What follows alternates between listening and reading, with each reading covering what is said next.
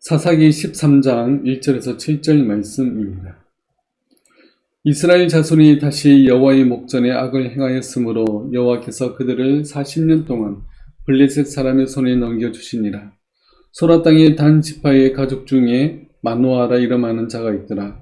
그의 아내가 임신하지 못함으로 출산하지 못하더니 여호와의 사자가 그 여인에게 나타나서 그에게 이르시되 보라, 내가 본래 임신하지 못함으로 출산하지 못하였으나 이제 임신하여 아들을 낳으리니 그러므로 너는 산과 포도주와 독주를 마시지 말며 어떤 부정한 것도 먹지 말지니라.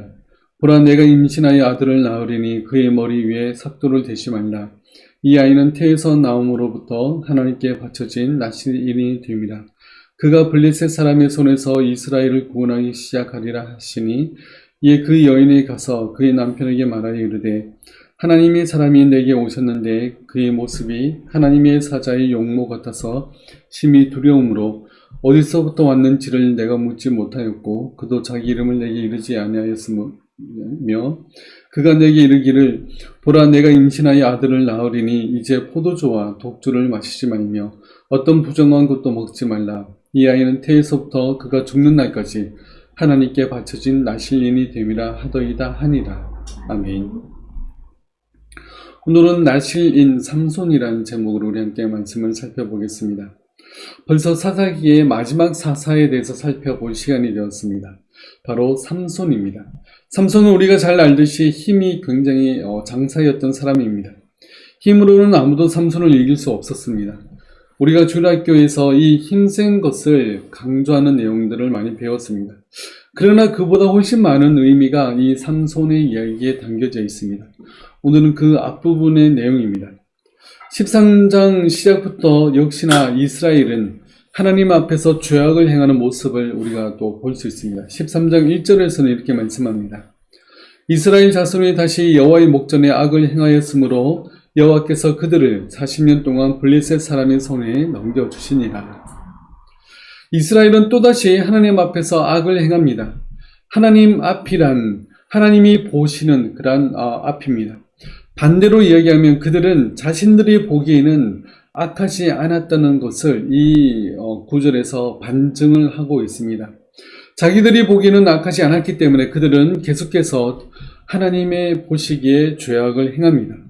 이스라엘의 이런 모습을 잘 요약하는 내용이 17장 말씀에 나오는데 17장 6절 말씀에 보면 그때에는 이스라엘의 왕이 없었으므로 사람이 자기 소견에 옳은 대로 행하였더라. 이스라엘의 왕은 오직 유일하신 왕이신 하나님이십니다. 그러나 하나님의 백성이라고 불리는 이스라엘 백성들은 하나님을 자신들의 왕으로 인정하지 않았습니다. 그래서 이스라엘에는 왕이 없다고 표현합니다. 그러면서 왕이 없기 때문에 자기 소견에 옳은 대로 행했습니다. 자기 소견에 옳은 대로 행한 것의 결과가 하나님 보시기에 악을 행하는 그런 모습이었습니다. 여기서 죄에 대해서 정의를 내릴 수 있습니다. 죄는 사람들이 자신들이 보기에 양심을 어기는 것이 아니며 공동체의 어떤 기준을 어기는 것도 아니며 오직 하나님 보시기에 악한 것이 죄입니다. 그러니까 죄는 하나님의 뜻을 어기는 것이 바로 죄라는 것입니다. 현대의 사고방식은 완전히 반대로 이야기합니다. 오늘날은 자기 자신만을 많이 옳고 그름을 판단할 수 있다고 이야기합니다. 그러므로 자신의 눈과 감각과 판단을 믿으라고 소리치고 있습니다. 나이키의 광고도 마찬가지입니다. Just do it. 자기 자신을 믿고 그냥 하라 라고 이야기합니다. 그러나 성경에서는 하나님 보시기에 악한 것을 죄라고 이야기합니다. 하나님이 죄라고 하면 그것은 바로 죄인 것입니다. 인간이 생각하기에 옳다고 판단하는 것이라고 죄가 아니라고 말할 수 없습니다. 죄는 하나님의 뜻을 벗어나거나 어기는 것입니다. 그러므로 죄의 기준은 하나님의 뜻을 어기는 것입니다. 인간이 하는 모든 말과 행동에서 하나님이 빠져 있다면 그것은 다 죄라고 해도 과언이 아닙니다. 아무리 선하고 의로 보여도 그 자리에 하나님을 빼버린다면 그것은 하나님 보시기에 악한 것입니다. 그러므로 그것은 죄인 것입니다. 어떤 사람이 자신의 전 재산을 팔아서 가난한 사람을 돕고 장애인들과 사회적 그러한 약자들을 더 잘 살 수 있게 또 돕는 그런 일을 하는 일에 아무리 열심을 낸다 해도 그 마음 중심에 하나님이 빠져 있다면 그것은 하나님 보시기에 의로운 일이 아닐 수 있습니다. 그러면 우리는 모든 일의 중심에 하나님을 둬야 됩니다. 아무리 사소한 일을 한다 해도 마음 중심에 하나님을 두며 하나님께 영광 돌리는 마음으로 일한다면 하나님이 기뻐하시는 의로운 일을 우리가 행할 수 있는 것입니다. 그러나 오늘 말씀에서 보았듯이 이스라엘은 하나님 앞에서 또 악을 행합니다. 그러자 하나님은 그들을 블레셋 사람들의 손에 넘기십니다. 그래서 그들이 고통을 당하게 하십니다. 그러나 하나님은 고통 중에 있는 이스라엘을 구원하기 위해서 고통을 주시면서 동시에 그들을 구원하기 위한 큰 뜻을 세워놓고 계셨습니다. 13장 2절과 3절 말씀입니다. 소라 땅의 단 지파의 가족 중에 마노아라 이름하는 자가 있더라. 그의 아내가 임신하지 못함으로 출산하지 못하더니 여호와의 사자가 그 여인에게 나타나서 그에게 이르시되 보라 내가 본래 임신하지 못함으로 출산하지 못하였으나 이제 임신하여 아들을 낳으리니. 마노아의 아내가 임신하지 못하여 출산하지 못하고 있었습니다. 그런 여인에게 하나님의 사자가 나타납니다. 그러면서 이제 임신하여서 아들을 낳을 것이다 라고 전해줍니다. 그러면서 금지해야 될 음식 규정을 알려줍니다. 4절에서 5절 말씀입니다. 그러므로 너는 상과 포도주와 독주를 마시지 말며 어떤 부정한 것도 먹지 말지니라. 보라 내가 임신하여 아들을 낳으리니 그의 머리 위에 삭도를 대지 말라. 이 아이는 태에서 나옴으로부터 하나님께 바쳐진 나실인이 됨이라. 그가 블레셋 사람의 손에서 이스라엘을 구원하기 시작하리라 하시니. 아멘. 포도주와 독주를 마시지 말고 어떤 부정한 것도 먹지 말고 머리를 자르지 말라라고 말씀합니다. 그러면서 이 아이는 하나님께 바쳐진 나실인이 될 것이라고 이야기합니다. 임신하지 못하는 여인에게 나타나서 임신하게 될 것이라는 말도 놀라운 말이지만 그 아이가 나실인이 되어서 이스라엘을 구원하기 시작하리라고 말하는 것은 더 놀라운 그러한 일입니다. 그러면 먼저 나실인이란 뜻은 무엇인지 우리가 잠시 살펴보겠습니다. 민수기 6장에서는 이렇게 이야기합니다. 이스라엘 자손에게 전하여 그들에게 이르라. 남자나 여자가 특별한 서원, 곧 나실인의 서원을 하고 자기 몸을 구별하여 여호와께 드리려고 하면 포도주와 독주를 멀리하며 포도주로 된 초나 독주로 된 초를 마시지 말며 포도즙도 마시지 말며 생포도나 검포도도 먹지 말지니 자기 몸을 구별하는 모든 날 동안에는 포도나무 솟아나는 씨나 껍질이라도 먹지 말지며 그 서원을 하고 구별하는 모든 날 동안은 삭도를 절대로 그의 머리에 대지 말 것이라. 자기 몸을 구별하여 여호와께 드리는 날이 차기까지 그는 거룩한즉 그의 머리털을 길게 자라게 할 것이며 자기의 몸을 구별하여 여호와께 드리는 모든 날 동안은 시체를 가까이 하지 말 것이요 그의 부모 형제 자매가 죽은 때라도 그로 말미암아 몸을 더럽히지 말 것이니 이는 자기의 몸을 구별하여 하나님께 드리는 표가 그의 머리에 있음이라. 자기의 몸을 구별하는 모든 날 동안 그는 여호와께 거룩한 자니라. 아멘. 여기는 세 가지 금기사항이 있습니다. 나실의 뜻은 바로 구별됐다는 그런 뜻입니다. 나실인은 바로 구별된 사람입니다. 나실인이라는 것은 하나님의 편에 또한 하나님의 소유라는 것을 나타내 보여주는 그러한 표현입니다. 나실인에게는 세 가지 금기사항이 있는데 잠시 살펴보겠습니다. 먼저 술을 먹지 말라라고 이야기합니다. 에베소서 5장 18절에는 이렇게 말씀합니다. 술 취하지 말라 이는 방탕한 것이니 오직 성령으로 충만함을 받으라. 여기서 성령의 충만을 술 취함으로 비교합니다. 술 취하는 것과 성령 충만에 비슷한 점은 바로 지배권이라는 것에 있습니다. 술 취하면 자기 마음대로 행동하지 못합니다. 똑바로 걷지도 못하고 차에도 막 뛰어들고 전봇대를 붙잡고 있는 모습들을 우리가 볼 수가 있습니다. 술을 먹으면 용기가 생기고 배짱이 생겨서 그러는 것이 아닙니다. 그것은 간단한 자제력도 잃어버리기 때문에 그렇습니다. 술이 사람을 지배해버리면 바로 자제력을 뺏겨버리는 것입니다. 똑같이 성령 충만도 마찬가지입니다. 성령 충만하지 않고서는 우리가 할 수 없는 일들이 있습니다. 우리가 전도할 때 우리가 맨 정신으로 하기 어려운 것도 그렇습니다. 또한 선교를 할 때도 쉬운 일이 아닙니다. 그러므로 우리가 성령 충만함으로 말미암아 우리가 이러한 일들을 감당할 수 있습니다. 그러므로 술 취함과 이 성령 충만은 비슷하기 때문에 이런 예들을 들고 있습니다. 그렇다면 나실린에게 왜 술을 먹지 말라고 하는 것일까요? 그것은 다른 아무 것에도 너희의 지배권을 맡기면 안 된다는 뜻이 그 가운데 담겨져 있습니다. 왜 그렇죠? 이미 하나님의 지배 아래 바쳐진 사람이기 때문에 그렇습니다. 나실린은 하나님의 지배 아래 있는 존재이기 때문에 오직 하나님만을 믿고 의지하고 따르고 신뢰해야 된다는 것을 나타내는 그런 표로서 술을 먹지 말아야 되는 것입니다. 그리고 두 번째로는 머리를 자르지 말라라고 이야기합니다. 그렇다면 머리를 자르지 말라고 하는 것은 왜 그러한 것인지 살펴보겠습니다. 고린도전서 11장을 보겠습니다.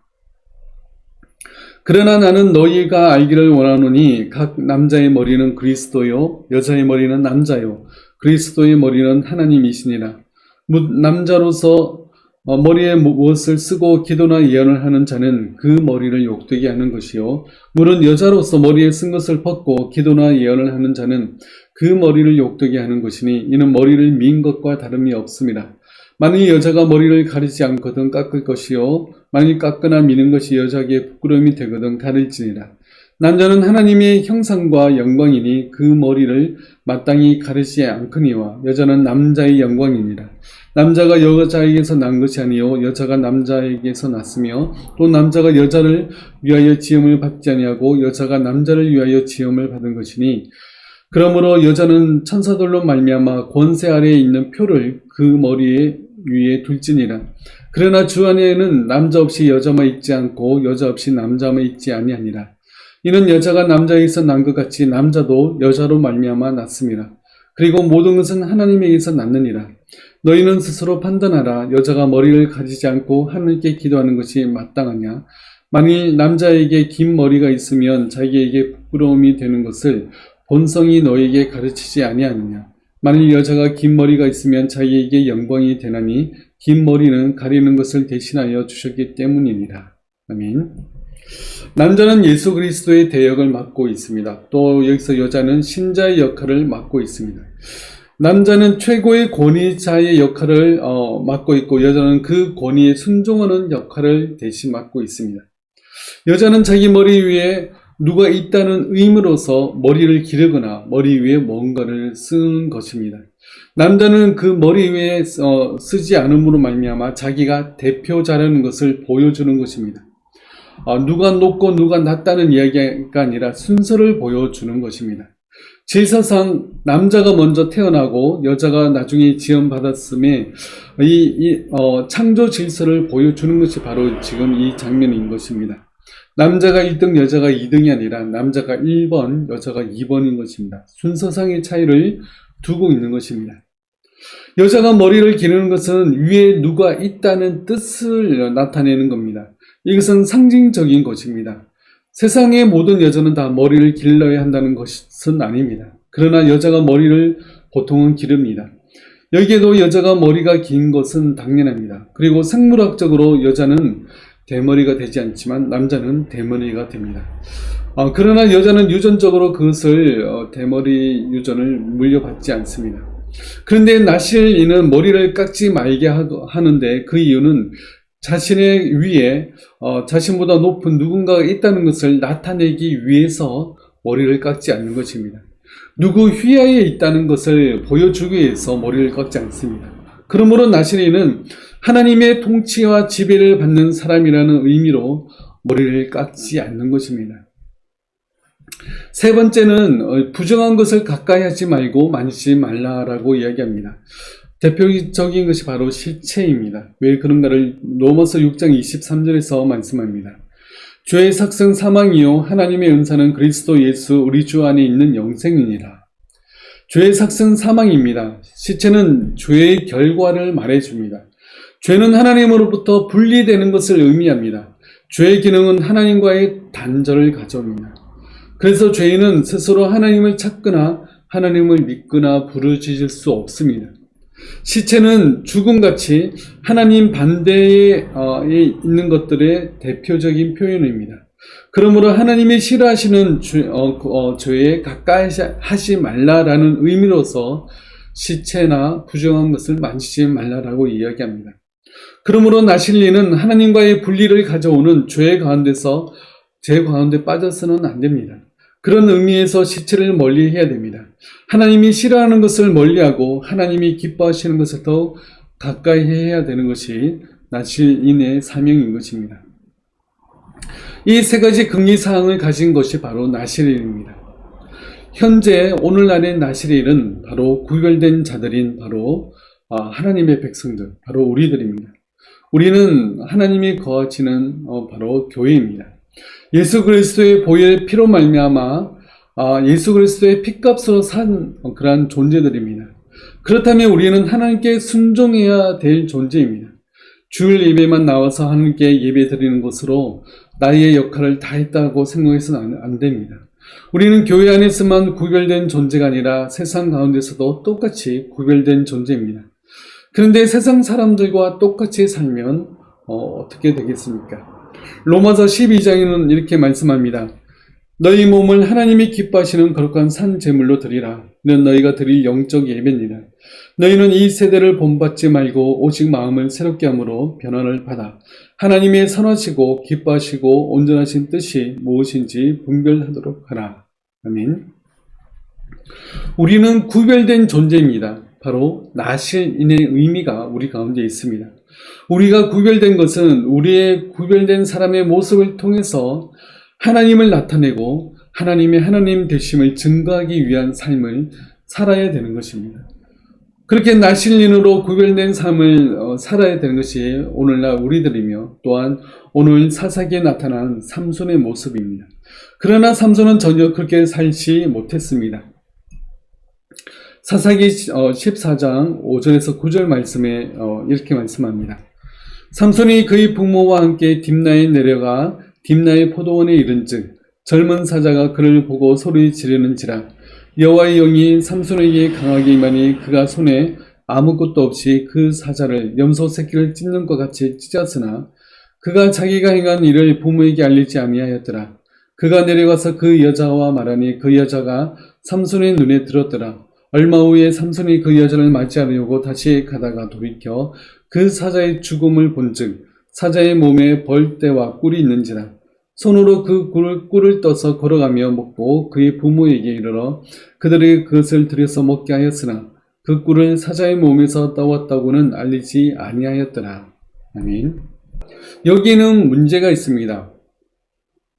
나실인은 시체라든지 그 죽은 것들을 만지지 말라고 가까이 하지 말라고 말씀하고 있는데 여기서 시체를 가까이 하며 오히려 스스로 시체를 만들어내는 죽은 것을 만들어내는 역할을 지금 삼손이 하고 있습니다. 그리고 그 시체에서 먹을 것을 취하게 되는 그런 경우들 모습을 봅니다. 그리고 삼손이 자기 민족에서 여인을 구해서 결혼하는 것이 아니라 이방 여인에게 가서 결혼하려고 합니다. 이것 또한 부정한 것입니다. 이방 민족은 결혼 잔치를 7일 동안 하게 되는데 그 7일 동안 매일같이 잔치를 벌이며 술을 먹습니다. 여기서 신랑된 네가 술을 먹지 않았을 리가 없을 것입니다. 삼손은 앞에서 두 가지 금기사항을 바로 이방 여인을 결혼하는 이 일과 그리고 오고 가는 길에서 있었던 일에서 이 두 가지 금기사항을 깨버렸습니다. 그리고는 별 책임감 없이 그렇게 생활하는 우리 삼손의 모습을 볼 수 있습니다. 그리고 머리만 자르지 않으면 된다고 지금 생각하고 있는 것입니다. 하나님께서 그에게 이 세 가지 금기 계명을 주신 것은 너는 내가 세운 나실인이다. 내 말을 따라야 되며 항상 내가 너희의 머리가 됨을 잊지 말아라 라고 하는 그 의미가 나실인에게 있지만 삼손은 그것을 별로 생각하지 않았습니다. 세 가지는 상징적인 것입니다. 상징적인 것이지만 모든 내용적인 것에서 하나님을 의지하고 순종해야 되는 것이 바로 그 내용 안에 들어가 있는 것입니다. 그런데 삼손은 그 내용적인 것도 무시할 뿐만 아니라 상징적인 것 두 가지도 지금 깨고 있습니다. 오직 상징적인 것 하나인 바로 머리 자르지 않는 것만 지금 지키고 있는 것입니다. 우리도 그렇습니다. 우리도 뭔가 하나를 지키고 있기 때문에 우리는 괜찮다고 생각하는 경우가 종종 있습니다. 그리고 그것으로 모든 신앙이 만사 오케이라고 우리가 생각할 때가 있습니다. 그것은 정말 위험한 생각입니다. 주일 예배를 지키는 것도 중요합니다. 그러나 그것보다 그 내용이 더욱 중요합니다. 삼손은 형식 하나만 지키고 있습니다. 그것 하나만 지키고 있는 것이 그의 신앙의 전부였습니다. 얼마나 가난한 신앙을 지금 삼손은 하고 있습니까? 우리는 그 높은 분을 아버지라고 부를 수 있는 자들입니다. 예수 그리스도의 핏값으로 사신 바 된 존재들입니다. 그 이후로 우리를 하나님께서는 교회로 부르셨습니다. 그리고 말씀하십니다. 나의 사랑하는 자들아 라고 부르시고 계십니다. 우리들은 어떻게 살고 있습니까? 성경에서는 삼손의 실수를 어떻게 이렇게 자세히 기록하고 있는 것입니까? 그것은 하나님이 우리들에게 얘들아 너희는 삼손과 같은 실수를 하지 말아라 라고 말씀하는 것입니다. 끊임없이 하나님의 사람들을 보내서 말씀하고 있습니다. 그래서 하나님께서는 얘들아 11조 내고 너무 생생 내지 마라. 주일 예배 빠짐없이 나왔다고 모든 것을 다 했다고 생각하지 말아라. 성경 일독했다고 자만하지 말아라. 새벽 예배에 한번 나왔다고 뭔가 대단한 일을 했다고 생각하지 말아라. 너의 진심을 다오, 너의 마음을 다오라고 지금 하나님께서는 말씀하고 계시는 것입니다. 문제는 그분을 향하여 시선을 떼지 않으며 넘어지면 기어서라도 그분에게 나아가는 그런 마음이 우리에게 있는가 하는 것입니다. 그것으로 우리는 싸워야 됩니다. 하나님께 복종된 삶을 살았냐 하는 것이 우리에게 있는지 우리는 살펴보아야 됩니다. 나는 어떠한 상황에서도 하나님을 사랑하며 하나님께 나아갈 수 있는 자인가? 바로 그 점이 중요합니다. 우리가 하나님께 나아가다가 넘어지고 실수하는 경우도 허다합니다. 그러나 하나님은 그렇게 넘어지고 실수하더라도 끝까지 하나님께 나아가려고 하는 그러한 사람을 원하시고 기뻐하십니다. 사사는 자기 자신을 위해 사는 사람이 아니라 이스라엘 민족을 위해서 살아야 되는 사람입니다. 사사들의 끝은 보통 태평한 세월을 보냈더라라는 평이 나옵니다. 다른 사사들의 결말들은 보면 사사가 사는 날 동안 그 땅에 몇 년 동안 이렇게 태평하였더라 이런 평이 전부 다 있습니다. 그런데 오늘 우리가 살펴본 삼손은 그렇지 않았습니다. 삼손에 대한 마지막 성경 구절을 보면 삼손이 이스라엘의 사사로 20년 동안 지냈더라 라고 말씀합니다. 그냥 지냈더라 라는 표현밖에 없습니다. 그는 이스라엘을 구원하지도 못하였고 태평하게도 하지 못했습니다. 삼손만큼 사사로의 재능을 가진 사람이 없었습니다. 그는 태어날 때부터 나실인으로 태어났고 하나님께 엄청난 힘을 부여받은 그런 사람이었습니다. 그러나 그는 철저히 실패한 사람이었습니다.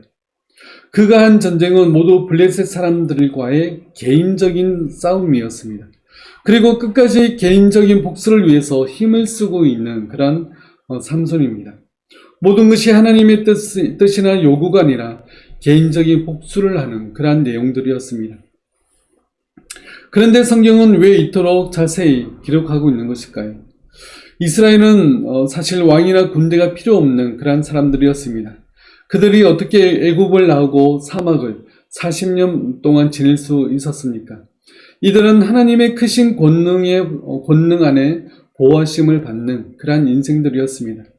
그들이 하나님께로 나오지 않고 하나님을 버리고 잊어버리니까 하나님이 사사들을 보내서 그들로 하여금 그 사실을 깨닫도록 하고 있습니다. 그래서 사사기는 처음부터 그들이 왜 고통을 당하고 있는지를 밝히고 있는 책입니다. 결코 영웅들을 나타내려고 기록한 책이 아닙니다. 이 사사들이 얼마나 별 볼 일 없는 존재인데도 불구하고 하나님의 이끌림을 받을 때는 얼마나 큰 일을 해내는가를 보여주는 바로 그러한 책입니다. 그렇다면 삼손은 무엇입니까? 그는 너무나 많은 축복과 능력을 가지고 있었으나 그가 하나님의 인도하심을 받지 않을 때는 어떻게 망할 수 있는가를 나타내는 것이 바로 삼손입니다. 이것이 바로 지금 이스라엘의 모습인 것입니다. 그는 하나님께서 직접 만들어내신 사람입니다. 하나님의 사자가 친히 찾아와서 그의 출생의 약속을 주십니다. 그런 큰 축복 속에 태어났습니다. 그런 이름부터가 다릅니다. 삼손이라는 이름을 가졌습니다. 삼손은 강한 자란 그런 뜻입니다. 그는 얼마나 힘이 강했는지 나귀 턱뼈로도 1000명을 죽였습니다. 그리고 힘만 센 그러한 무식한 사람이 아니라 지혜로운 사람이었습니다. 그러나 그러한 그가 몰락하고 망했다는 것은 얼마나 큰 비극인지 모릅니다. 이것은 오늘 우리를 향한 이야기가 아닌가 생각합니다. 우리는 영적인 이스라엘입니다. 우리만큼 놀라운 축복을 받은 자가 또한 어디에 있겠습니까? 우리는 하나님의 백성이며 하나님의 자녀가 되었습니다. 하나님을 나의 아버지로 모셔둔 사람들입니다. 이 우주 만물을 지으신 분을 아버지로 둔 우리들의 모습은 어떻습니까? 그런 하나님께 의지하며 순종하는 믿음이 지금 어디에 있습니까? 삼손은 그 많은 힘과 지혜를 가지고 무엇을 하고 있습니까? 민족을 구원하고 있습니까? 아니면 하나님의 뜻을 나타내고 있습니까? 우리가 예수 그리스도를 믿음으로 얼마나 많은 축복을 받았습니까? 오늘 죽어도 내일 아침이면 천국에서 깨어날 것을 우리는 믿고 있습니까? 이것만큼 우리에게 큰 축복은 없습니다. 지금 이 시간 우리에게 가장 큰 소망은 무엇입니까? 우리는 우리의 욕심을 채우는데 온 신경을 다 쓰고 있지는 않습니까? 베드로전서 2장 9절에서는 이렇게 말씀합니다. 그러나 너희는 택하신 족속이요 왕같은 제사장들이요 거룩한 나라요 그의 소유가 된 백성이니 이는 너희를 어두운 데서 불러내어 그의 기이한 빛에 들어가게 하신 이의 아름다운 덕을 선포하게 하려 하심이라. 아멘. 여기서 제일 중요한 단어는 무엇입니까? 바로 선포하게 하려 함이라 라는 단어입니다. 우리는 제사장들입니다. 제사장은 자기를 위해서 제사를 드리는 자가 아니라 다른 사람들, 제3자를 위한 화해자들입니다. 옆에 있는 사람이 하나님과 화목되기 위해서 존재하는 사람입니다. 바로 사사가 그러한 존재이며 바로 오늘날의 우리도 또한 그러한 사람들입니다. 오늘날을 살아가는 하나님의 백성들은 예수 그리스도의 사명을 가지고 살아가는 자들입니다. 아직도 믿지 않는 자들에게 우리는 징검다리가 되어야 됩니다. 그래서 그들이 믿지 않는 이들이 우리를 통해서 하나님을 믿는 자리에까지 나아갈 수 있도록 인도해야 될 책임이 우리에게 있는 것입니다. 이러한 사사로서의 역할, 믿음의 징검다리의 역할을 다하는 우리 모두가 되길 바라겠습니다. 기도하겠습니다.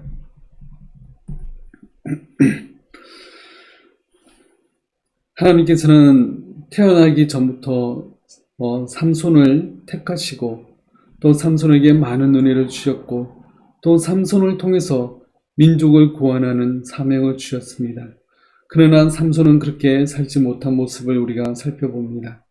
오늘날 우리 또한 하나님의 선택하심으로 말미암아 하나님의 백성이 되었고 또 우리에게도 또 믿지 않는 이들을 구원하라는 사명을 우리가 받았는데 또 우리가 어떻게 살아가는지 우리 자신을 돌아보게 하여 주옵소서.